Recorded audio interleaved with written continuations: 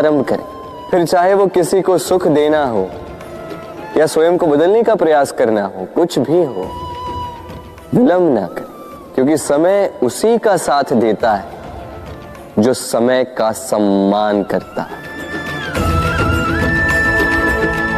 राधे राधे। मीठा पानी सबको भाता, परंतु खारा पानी किसी को नहीं भाता। अब सोचने वाली बात यह है कि मोती समुद्र की गहराइयों में ही बनता है, खारे पानी के मध्य में रहकर, हर क्षण भक्षकों से टकराकर, अपने अस्तित्व को दांव पर लगाकर ही सीप मोती प्रदान कर पाती है। कभी सोचा है क्यों? क्योंकि बिना संकटों का सामना किए, बिना विषम परिस्थितियों में उलझे आपको सुख प्राप्त नहीं होगा।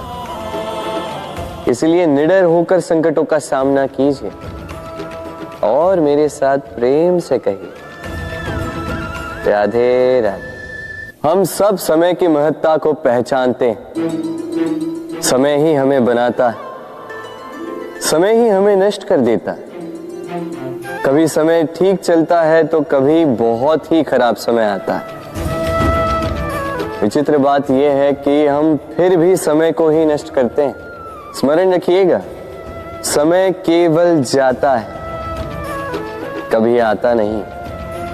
इसलिए समय की प्रतीक्षा में समय व्यर्थ ना करें। जो भी करना है आज अभी इसी क्षण प्रारंभ करें, फिर चाहे वो किसी को सुख देना हो या स्वयं को बदलने का प्रयास करना हो, कुछ भी हो, विलंब ना करें, क्योंकि समय उसी का साथ देता है जो समय का सम्मान करता है।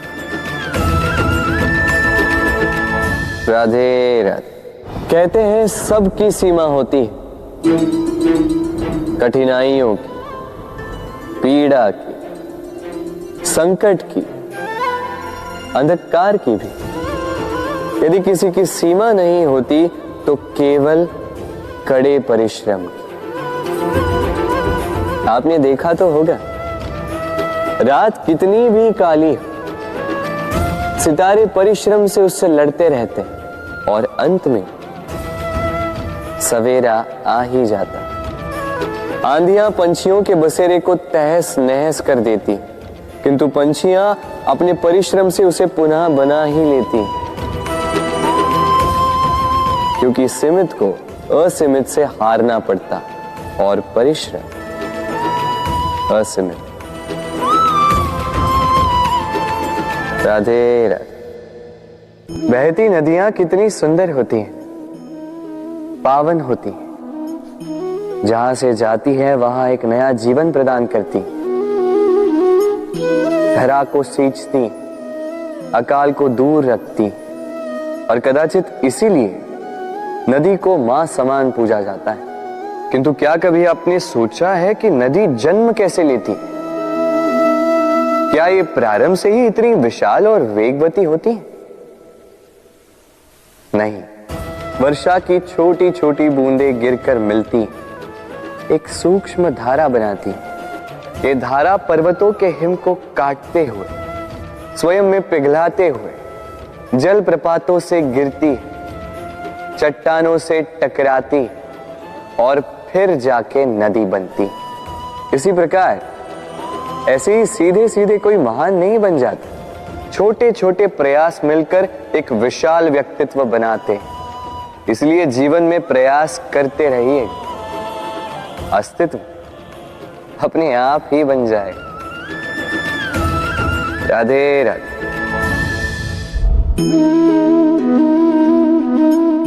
ये पुष्प देख रहे हैं आप? ये वही पुष्प है जिसका जीवन इस डाली पर आरंभ हुआ था।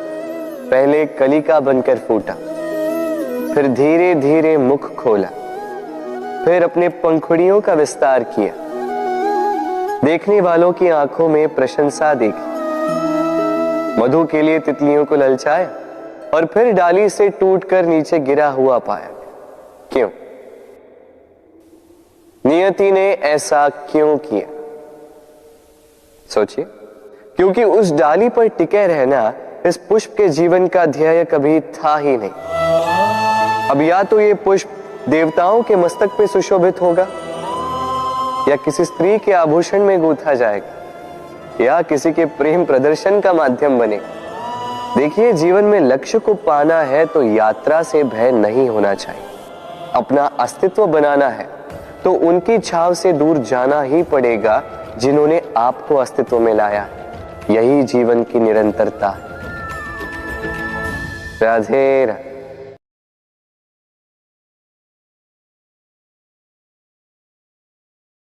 होता है, सागर का जल खारा होता है और किसी नाले का जल दुर्गंध से भरा। क्यों? नदी का जल मीठा होता है क्योंकि वो सबको जल देती है। सागर जल लेता है, इसीलिए खारा होता है। और नाला, उसका बहना रुक जाता है और इसी कारण से वो दुर्गंधपूर्ण हो जाता है, किसी काम का नहीं रहता। हमारे जीवन में भी कुछ ऐसा ही होता है। यदि नदी की भांति जीवन में कुछ देना सीखो तो जीवन में मिठास बनी रहेगी। यदि सागर की भांति बांटने के स्थान पर केवल संचय करते रहो तो मन में खटास बढ़ती रहेगी। और यदि नाले की भांति बहना छोड़ दो, कर्म करना छोड़ दो तो किसी काम के नहीं रहोगे। इसलिए बिना किसी विराम के कर्म करते रहो और जो कुछ भी आपके पास है उसे बांटना सीखो। मन प्रसन्न होकर बोलेगा, राधे राधे। मनुष्य में एक बड़ा ही विशेष गुण पाया जाता है, मूल्यांकन करना। क्या महंगा है, क्या सस्ता है। जिसे खरीदने के लिए अधिक धन लगे, अधिक परिश्रम लगे, वो महंगा। जिसे खरीदने के लिए कम धन, कम परिश्रम लगे, वो सस्ता। परंतु क्या यही पूर्णतः सत्य है?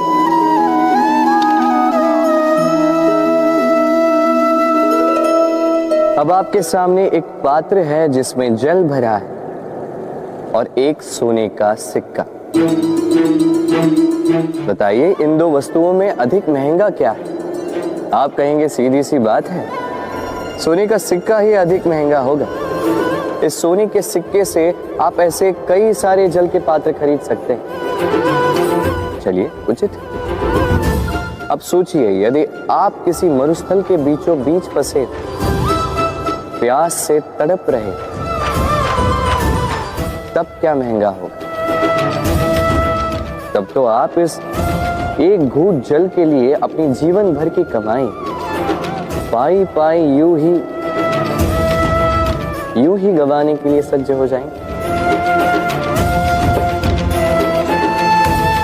स्मरण रखिएगा, जीवन में महंगी या सस्ती वस्तु नहीं, परिस्थिति होती। और आवश्यकता पड़ने पर जो काम आए, उससे अमूल्य इस संसार में और कुछ भी नहीं। राधे राधे। ये है सुई और ये है तलवार। अब आप बताइए, आपके दृष्टिकोण से इन दोनों वस्तुओं में से क्या अधिक शक्तिशाली और महत्वपूर्ण होगा? आप कहेंगे तलवार ही अधिक शक्तिशाली या महत्वपूर्ण है। चलिए मानते हैं तलवार अधिक भारी होती। तलवार युद्ध में आपको विजय दिलाती, शत्रु का विनाश करती है, किंतु तलवार से कभी आप आपके वस्त्र सी नहीं पाएंगे। यदि पांव में कांटा चुभ जाए तो उसे आप तलवार से नहीं निकाल सकते। आपको सुई का उपयोग करना ही होगा। अब बताइए, तलवार को पाने के पश्चात ऐसे इस प्रकार सुई को खो देना क्या उचित होगा?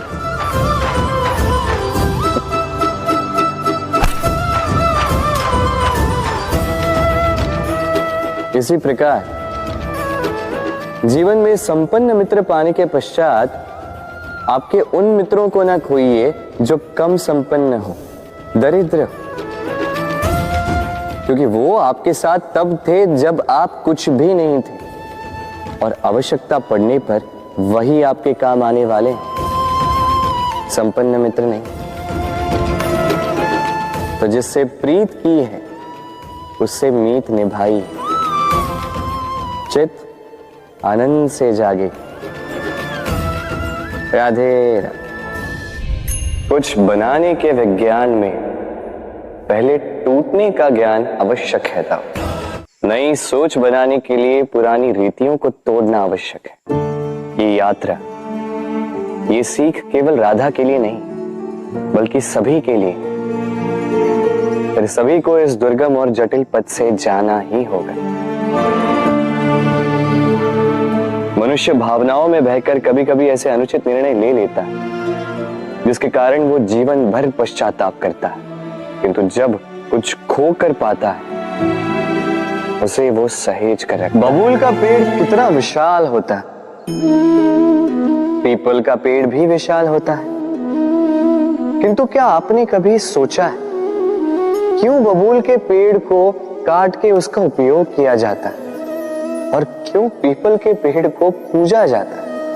इसलिए क्योंकि पीपल का पेड़ उसके नीचे बैठे पथिक को छाया देता है, अपनी डाली पर असंख्य पंछियों को बसेरा देता है, किसी को काटे चुबाकर दूर नहीं करता बल्कि उसे शीतल छाया देकर उसकी थकान हर लेता। इस संसार में यदि आपको सम्मान पाना है तो पीपल की भांति ही बनना होगा। कुछ देना सीख, आनंद, सुख, शीतलता बांटना सीखो, और कांटों की भांति कभी किसी को कष्ट ना दो। सम्मान स्वयं चल के आपके पास आएगा और मन प्रसन्न होकर बोलेगा राधे राधे। हम सब ये मानते हैं कि हमें जीवन में कभी न कभी किसी न किसी स्थान पर प्रेम होता ही, फिर चाहे वो माता पिता को संतान से हो, ज्ञानी को ज्ञान से हो, किसी कलाकार को कला से हो, आदि इत्यादि। किंतु क्या वास्तव में ये प्रेम ही है? मोह भी तो हो सकता है। अब आप पूछेंगे कि प्रेम और मोह में अंतर क्या? अंतर है बंधन का, जो आपको बांधे वो मोह है, प्रेम में। प्रेम वो जो आपको मुक्त कर विकास की ओर भेजे। चलो आपको एक उदाहरण देता हूं। कुछ माता पिता अपनी संतान को किसी अन्य नगर में पढ़ने के लिए भेज नहीं पाते, अपनी संतान को उसके मित्रों के साथ खेलने के लिए भेज नहीं पाते, चिंतित रहते हैं कि कहीं उनकी संतान को पीड़ा ना पहुंचे, और इसीलिए उसे बांध के रखते हैं। ये प्रेम नहीं है, ये मोह है।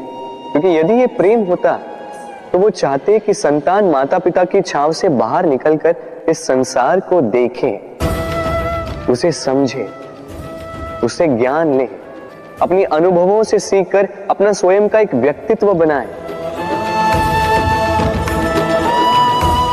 स्मरण रखिएगा, मोह से भय पैदा होता है और प्रेम से केवल आनंद। इसीलिए बांधिए मत, मुक्त कीजिए, क्योंकि यही प्रेम है। राधे राधे। संसार में संबंध बहुत ही महत्वपूर्ण होते हैं। अब प्रश्न ये उठता है कि संबंध कैसे होने चाहिए। संबंध शब्द के प्रारंभ में ही सम शब्द आता है। सम अर्थात समानता। तो किसी के साथ संबंध निभाते हुए इतना मत झुकिए कि उठने के लिए किसी के सहारे की आवश्यकता पड़ जाए। स्मरण रखिएगा, जो झुकाना चाहे वो कभी संबंध निभा नहीं पाएगा।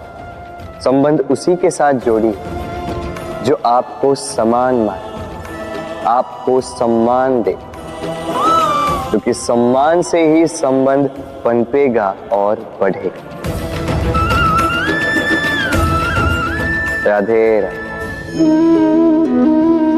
कभी सोचा है जब माता संतान को जन्म देती है तो क्या होता? 9 माह का गर्भ, प्रसव की तीव्र पीड़ा। कहते हैं ये पीड़ा इतनी भयंकर होती है कि मानो जैसे संतान के जन्म के साथ माता को भी एक नया जन्म मिल जाता है और इस जन्म के साथ अंत होता है माता की पीड़ा। किंतु यदि आप दृष्टिकोण बदलकर देखें तो आप ये समझेंगे कि पीड़ा का ये अंत एक अपार आनंद का प्रारंभ है।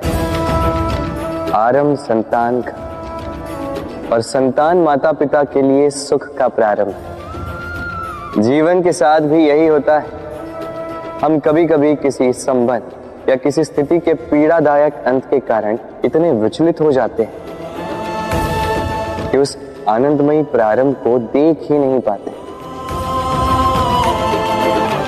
स्मरण रखिएगा, पीड़ा आनंद के प्रारंभ का लक्षण।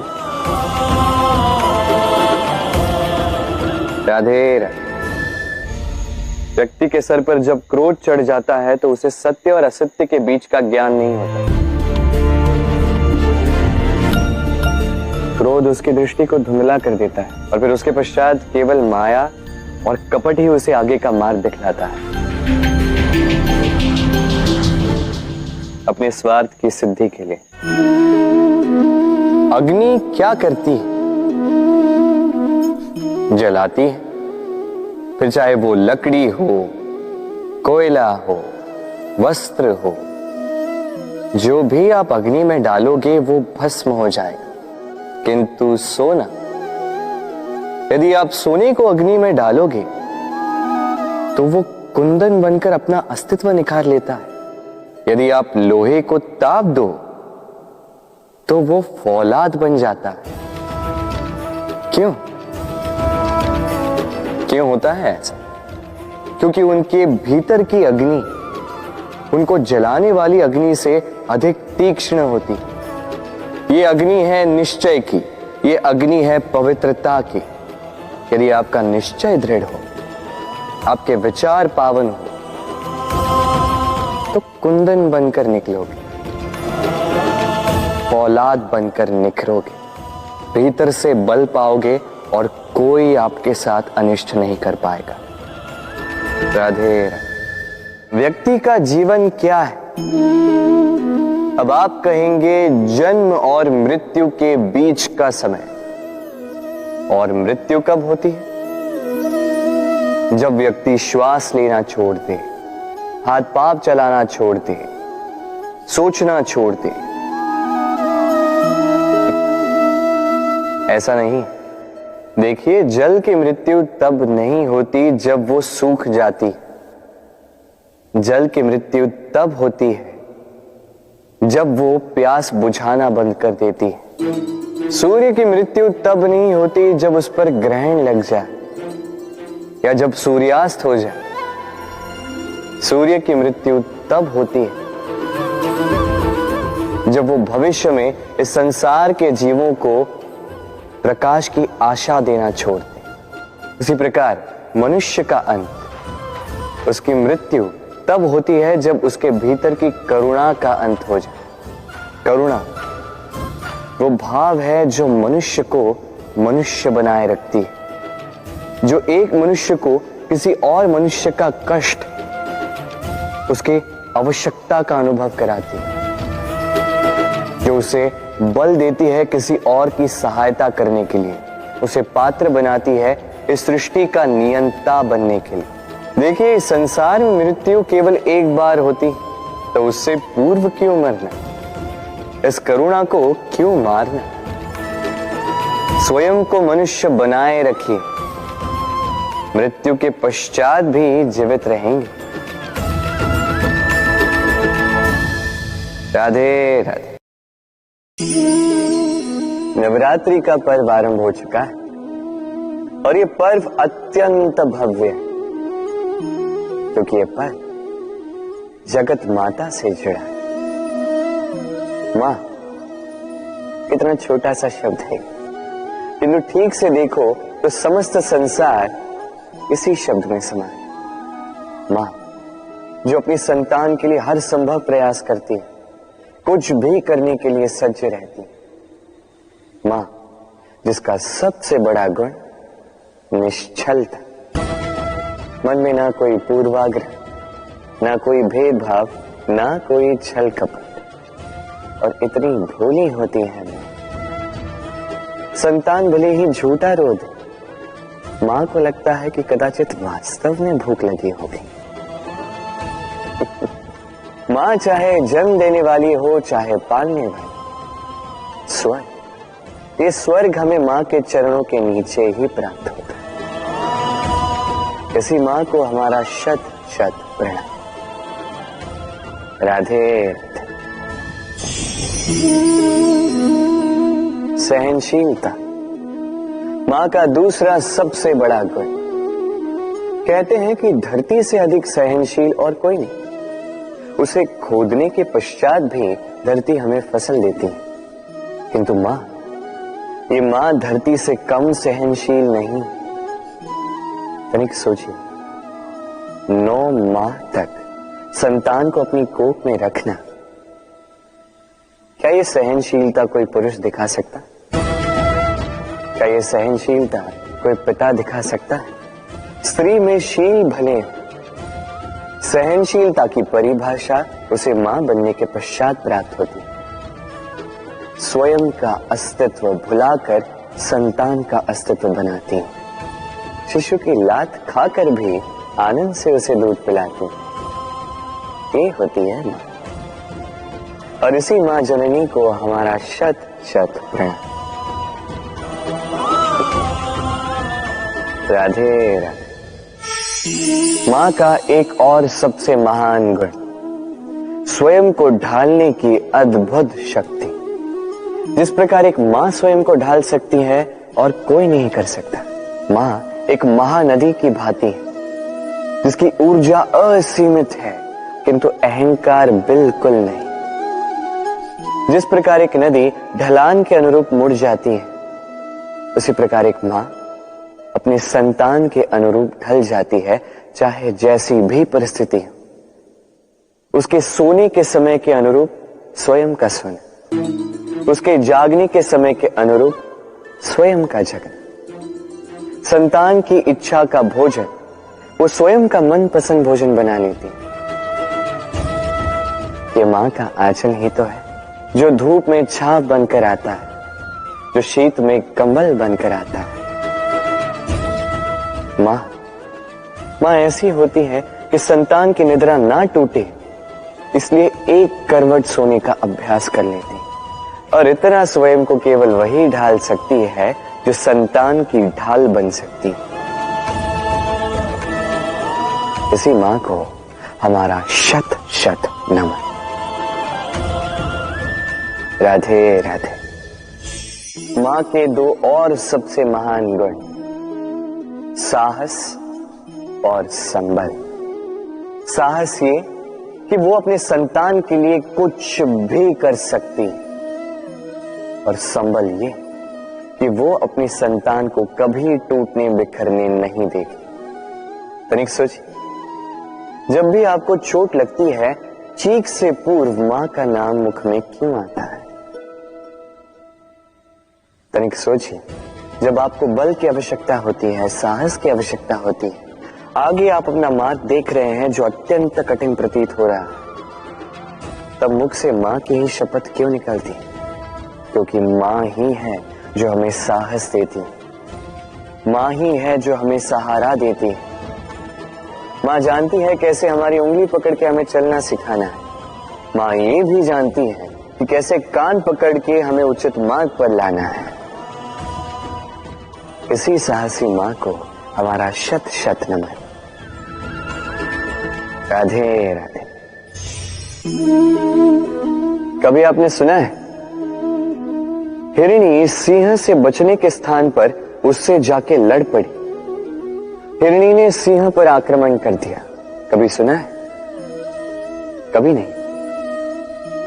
किंतु ऐसा हो सकता है, ऐसा होता भी है, और ये होता तब है जब हिरणी के शावक संकट में हो, जब उन्हें सिंह से प्राणों का संकट हो, तब हिरणी भी आके सिंह से लड़ पड़ती है, उससे भिड़ पड़ती है, क्योंकि वो मां है और मां अपनी संतान के लिए कुछ भी कर सकती है।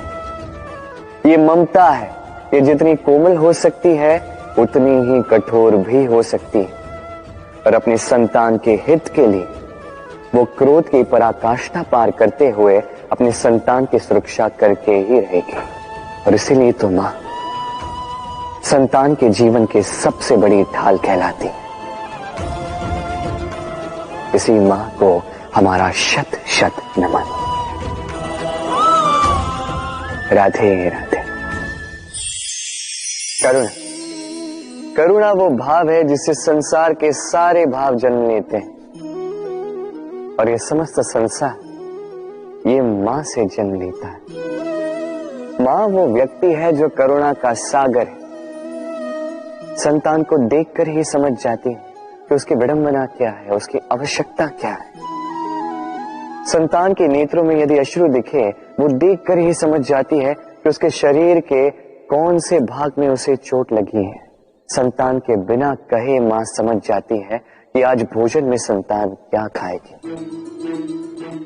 ये होती है मां। मां करुणा का सबसे बड़ा रूप है। और आज के युग में मनुष्य जो है, थोड़ा भी आगे क्यों ना निकल जाए, मां को तो पीछे ही छोड़ देता, मां को भूल ही जाता है। ये भूल आप कभी ना करें, कभी ना करें, क्योंकि मां वो करुणा है जो यदि आपके जीवन से चली गई, उसके पश्चात आप जीवन अवश्य जिएंगे, किंतु कभी जीवन जी नहीं पाएंगे। उसके पश्चात आपके जीवन से आपका ये मूल्य, आपके जीवन से करुणा का ये भाव, ये भी आप खो दोगे। आपकी मां सबसे अधिक महत्वपूर्ण है। यदि मां को खो दिया तो समझ लीजिए सब कुछ खो दिया। इसलिए मां को सदैव स्मरण रखिए, सदैव उसे प्रेम कीजिए, और मेरे साथ कहिए राधे राधे। आज विजयदशमी, वो दिन है जब श्री राम ने रावण का वध किया। वो दिन है जब श्री राम ने लंका पर विजय प्राप्त की। लोग कहते हैं कि ये अच्छाई की बुराई पर विजय का प्रतीक है। इसे देखने का एक और रूप भी है।